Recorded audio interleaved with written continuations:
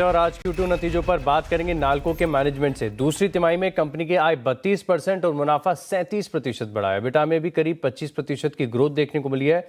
नतीजों और growth outlook पर बात करने के लिए हमारे साथ है कंपनी के CMD Brijendra Pratap Singh.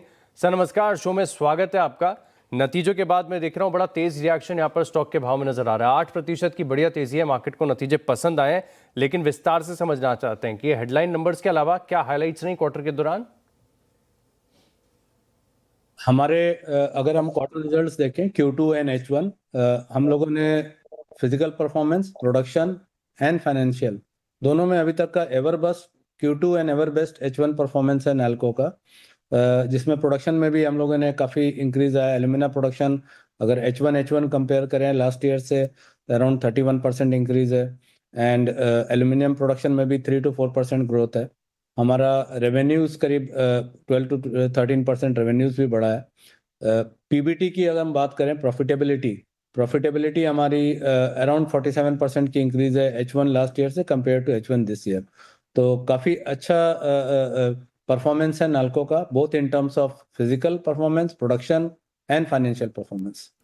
Alright sir, इसके अलावा अगर आप देखें तो ग्लोबल मार्केट्स में एक बड़ा हलचल ये भी देखने को मिल रही है। जो चाइना की स्मेल्टिंग कैपेसिटी है 40 मिलियन टन्स पर वर्ष, ये लिमिट अब ऑलमोस्ट रीच हो चुकी है, यानी चाइना की तरफ से और सप्लाईज यहाँ से देखने को नहीं मिलेगी। इसके चलते जो ग्लोबल डिमांड सप्लाई सिनेरियो, ये कैसा लग रहा है?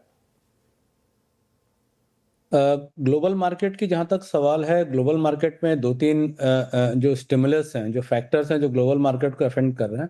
एक तो चाइना ने अपना प्रोडक्शन कैपेसिटी को कर्टेल किया है, इसको कैप किया है बेसिकली, उससे ऊपर लोग नहीं ले जा रहे हैं, 40 मिलियन टन से ऊपर नहीं जा रहे हैं। दूसरा है यूएस में डॉलर्स वीक हुए हैं, उसके कारण भी इसमें ज़्यादा इन्वेस्टमेंट है।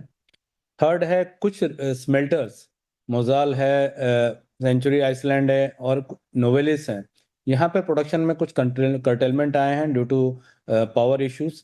तो ग्लोबली सप्लाई का भी कुछ इश्यूज हैं, सप्लाईज भी कम हैं। तो इसका इफेक्ट एलएमई पे हम देखने आ रहा है कि एलएमई अभी बढ़ के करीब 2900 तक आ गया था प्रीवियस वीक में, जो कि अभी 2860 में है। तो डिमांड इशू, डिमांड तो है एंड सप्लाई थोड़ा सा कम है, जिसके कारण प्राइजेस बेटर है। लोकली हम देखें, डोमेस्टिकली इंडिया में डिमांड अच्छा है।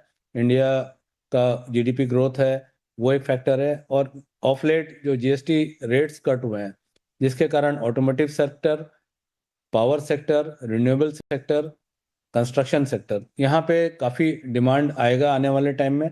और यहाँ सभी सेक्टर्स में एल्युमिनियम की रिक्वायरमेंट होती है।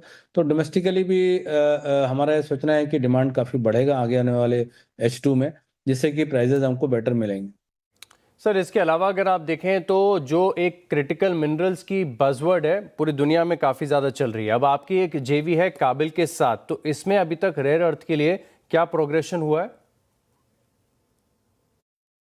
काबिल एक जॉइंट वेंचर है NALCO, HCL, Hindustan copper and MECL, जिसमें 40% शेयर नाल्को का है, 30% HCL एंड MECL का है। अभी वहाँ पे हमको अर्जेंटीना में लिथियम एक्सप्लोरेशन के लिए 5 माइंस दिया गया था, 5 माइंस अलॉट हुआ है काबिल को, जिसमें नॉन इन्वेसिव एक्सप्लोरेशन कंप्लीट हो गया है। नॉन इन्वेसिव मीन्स हम ओवर द ग्राउंड एक्सप्लोरेशन करते हैं, वो कंप्लीट हो गया, जिसमें अच्छे सिग्नल्स हमको मिले हैं कि लिथियम अवेलेबल है। अभी हम लोगों ने वहाँ इन्वेसिव एक्सप्लोरेशन जहाँ पे ड्रिलिंग किया जाएगा, इसके लिए ऑलरेडी वहाँ कंसल्टेंट अपॉइंट हो गए हैं, जो कि एक ड्रिलिंग कॉन्ट्रैक्टर को अपॉइंट अभी कर रहा है। 1 महीने के अंदर वो अपॉइंट हो जाएगा ड्रिलिंग कॉन्ट्रैक्टर। इसका रिजल्ट हमको नेक्स्ट 6 to 7 मंथ्स में ड्रिलिंग करके कितने डेप्थ में लिथियम है, इसका एक हमको साइट अवेलेबल होगा कि कितने डेप्थ में है। इसके बाद वो जो हमारा पीएमसी कंसल्टेंट है, वो एक पायलट प्लांट लगाएंगे और वो लिथियम को निकाल करके वो पायलट प्लांट में रिफाइन करेंगे, एंड उसकी फिर हम कमर्शियल स्केल में माइनिंग किस लेवल तक कर सकते हैं, वो विजिबिलिटी हमको मिलेगा। ये पूरे एक्टिविटी कंप्लीट होने में अभी ड्रिलिंग देन पायलट प्लांट करीब 1.5 ईयर्स लगेगा। मीन्स अभी से हम देखें तो ये 27 जून जुलाई में हमें विजिबिलिटी मिल जाएगी कि हमको कमर्शियल माइनिंग वहाँ पे किस लेवल में करना है लिथियम का। तो लिथियम में ही हम आगे बढ़ रहे हैं।